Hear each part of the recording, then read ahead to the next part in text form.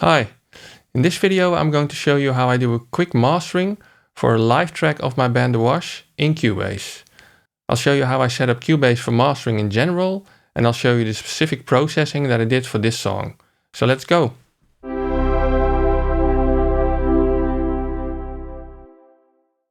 So in September last year, 2020, we were able to do a gig right in between two corona waves, and we performed in a little church acoustically.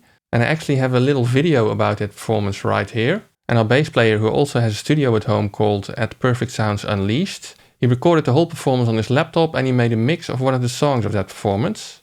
And that's the song that I'm going to show you in this mastering project over here. Now normally for a full studio production we do actually outsource our mastering. We never do it ourselves.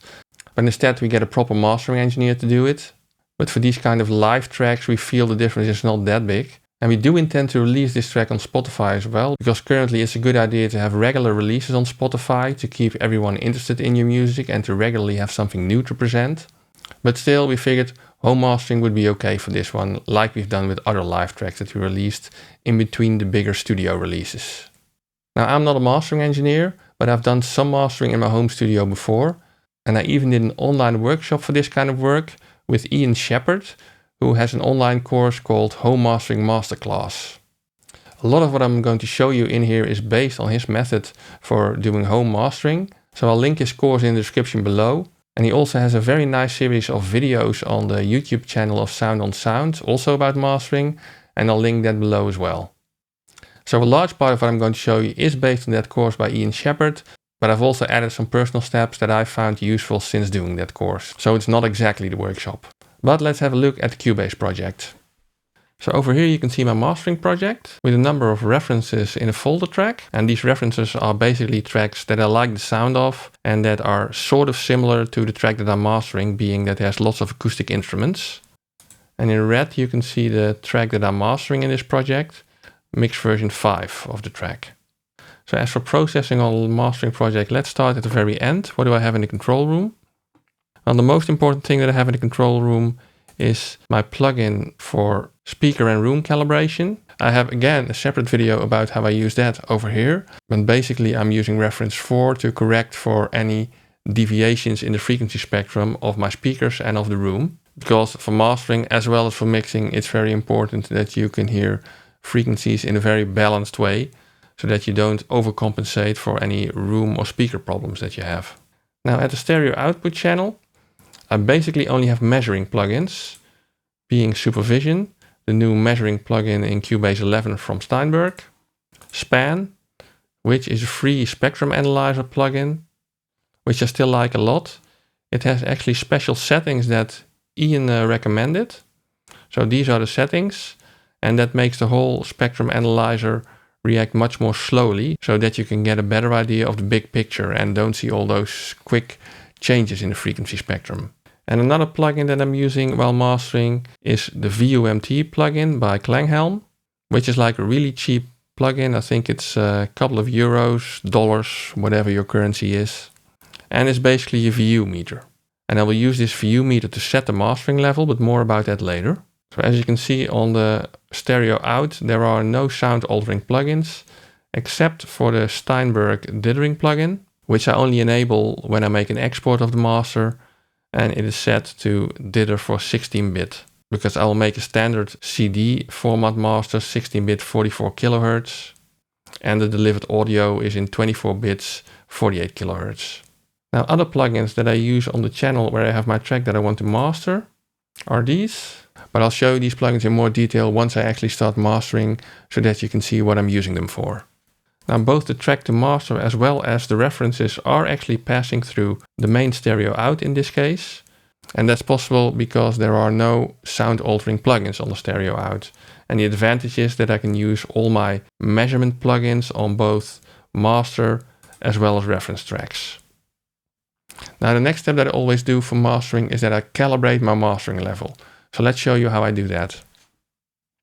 So in order to set the level that I'm going to master at, I'm going to use the VU meter plugin, this one, and normally this plugin comes set to minus 18 dB, which is fine for mixing, But for mastering, I'm setting this to -11. Because obviously for mastering, I'm going to boost the loudness a bit. And -11 still gives sufficient headroom for a dynamic master. This means that I will strive for my master to be around the 0 VU mark here. And that means that usually the peaks will shoot up about 3 dB up to -8 or something like that. So the next thing I'm going to do is I'm going to set the loudness of all my reference tracks so that they also come out around this 0 VU mark over here. Now I have a couple of reference tracks which I'm actually using, but which I cannot let you hear because they are copyrighted material. And if I use those in my video, the video might get blocked, so I'm not going to do that. Instead, I'm going to use some copyright-free music from YouTube. Unfortunately, it's not a great track, but I'm just going to show you the principle with this. So I'm going to solo the copyright-free music, and I'm going to adjust the fader so that the track comes out around 0 VU when playing.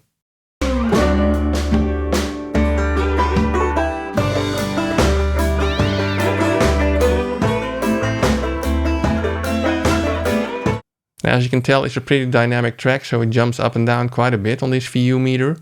But I think this is around 0 VU on average.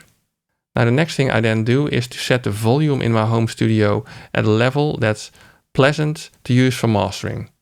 So not too loud, not too soft, but just at a level that you can stand for a longer period of time. And you can use the volume button of your monitor controller for that, but what I'm using for it is the volume button in my control room over here. I have actually set a reference level in the control room in Cubase here. So for mixing, I usually use 0 as a reference level. But for mastering, I've set the reference level on this button and I use -8. That gives me a nice level on my monitors over here. That is pleasant for listening to music, but also still being able to hear all the details and feel the music through the speakers. Now you could also use a more scientific method of measuring the audio level in your studio. For example, by playing a pink noise file and measuring the level with an SPL meter like this. And that's actually what I've done for setting my mixing level.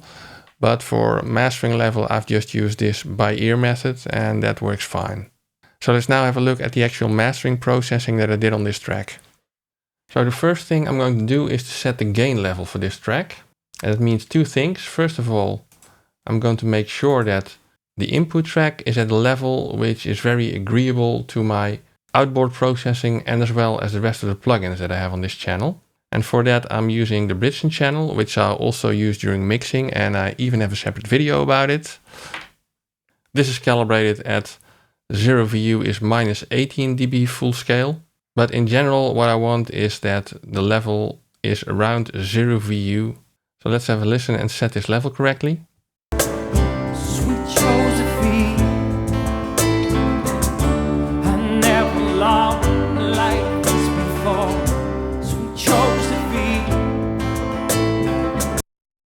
I think this is about correct. And the next thing I want to do is at the very end of the chain, which is set my limiter to get the reference level at the output that I have set with the VUMT meter. So I also want to show the VUMT meter. And FabFilter is basically set to the general settings for modern style here. I have true peak limiting enabled. I do not want to come above -1 dB true peak, which is better for the streaming services to keep it as low as this. And I've set some oversampling for extra quality. And the metering over here is set up for loudness, so it's showing LUFS. So let me select the same part and make sure that the output is around 0 VU.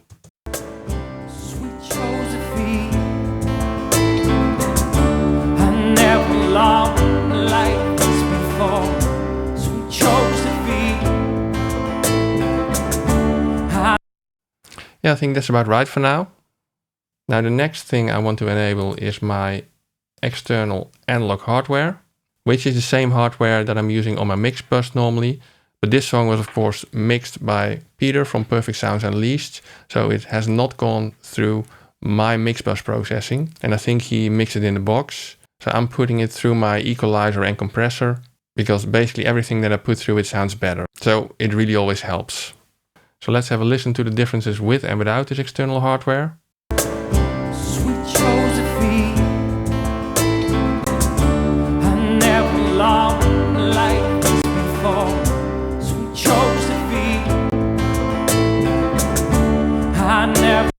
Now what you may now notice is that there's actually a slight level difference and you hear a skip when I switch between with or without the external hardware. And that's a problem that I can solve with the Perception plugin here.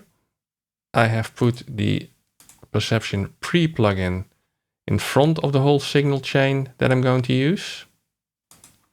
And at the very end, I've put the plugin which is for, well, the end of the chain. And what this plugin can now do, it can measure the delay that is incurred by the processing that I'm using. It says syncing. It has measured that there is 215 milliseconds of delay, like with or without the processing on this channel. And if I now play the track, it will also measure the level differences between the start of the chain and the end of the chain.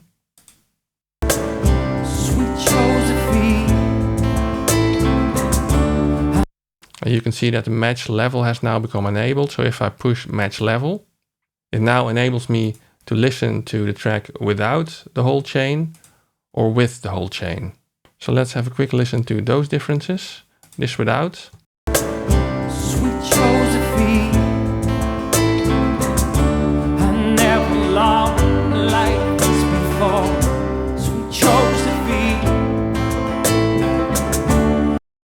So the differences are still subtle, but they're there.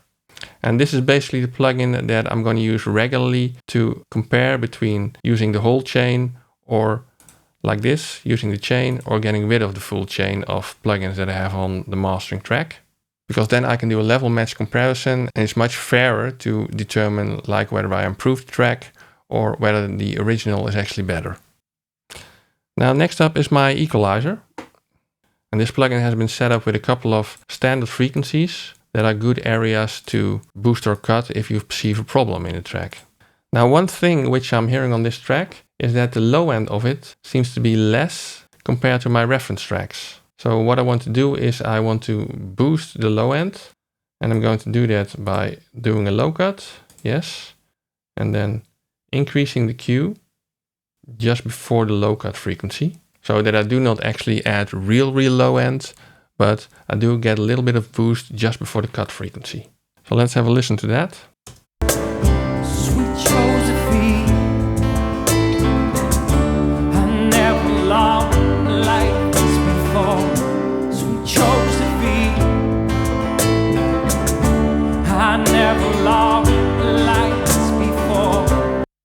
Yeah, so it's a very low cut. And the boost is also quite low, but I still feel that this improves it and makes it sound more like my reference track, so I'm going to leave it for now. Now another thing that I'm hearing is that the acoustic drum, the cajon, sounds a bit harsh in the high end. So I think I might want to add a dynamic EQ for that, so that when he actually slaps that drum, that frequency range gets toned down a bit. So I'm first going to look for the actual frequency that's causing the harshness.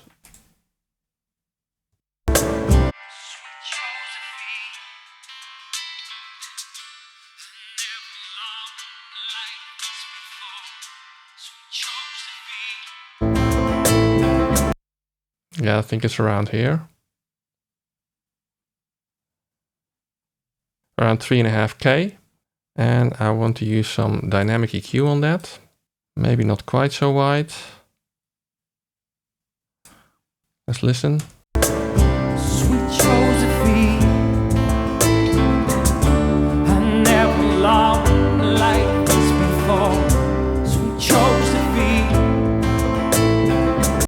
Yeah, maybe a bit more. And I think that really tones down that harshness a bit. So I like this change. Now let's do a check if we're still around 0 VU, because I've boosted some frequencies and cut some frequencies.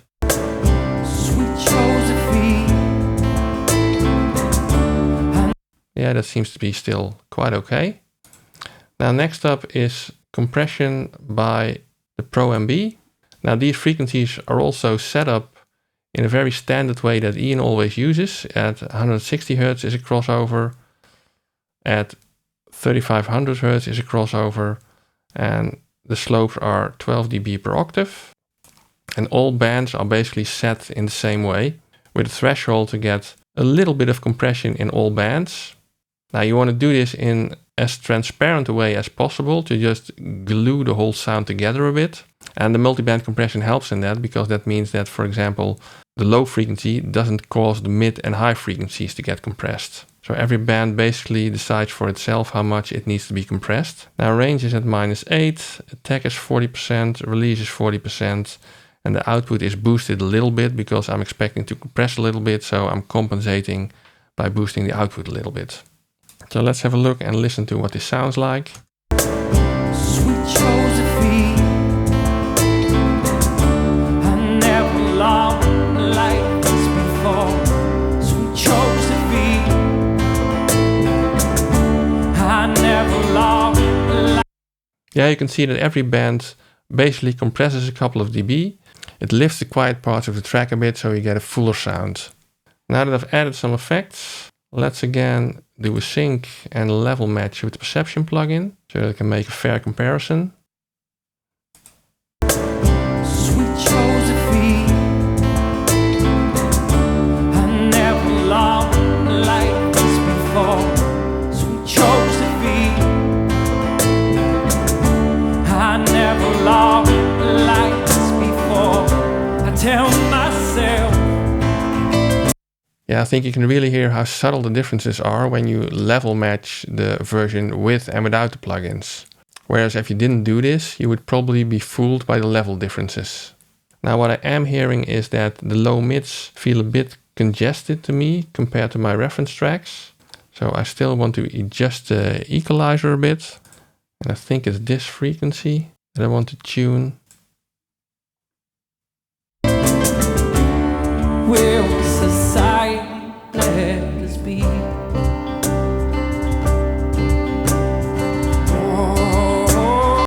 Just a 1 dB cut, pretty broad, which is always best for mastering, to keep cuts and boosts pretty broad in the equalizer.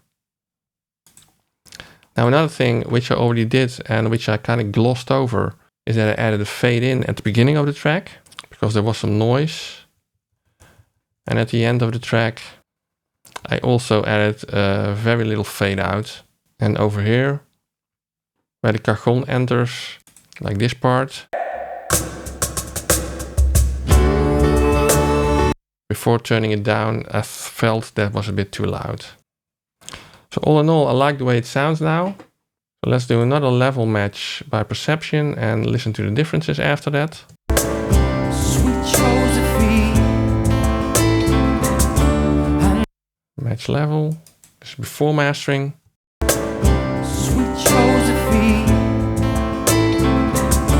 I never loved like this before. Sweet Josephine, I never loved like this before. I tell myself. Yeah, I feel the mastered version sounds a bit fuller, and that's just what I needed. This is actually the second revision of the mix that I'm mastering, because previously in version 4 of the mix the vocals were 1 dB lower, and although the mix sounded fine, once I started mastering and compressing the track, they got lost a bit. So I asked Peter to make a vocal upmix, and he made one, and I now mastered that one, and I think that sounds better. The vocals now stay a bit more above the music where they should be in this song. Now finally, at the very end, I of course want to export the master, so I'm enabling my dithering at the very end.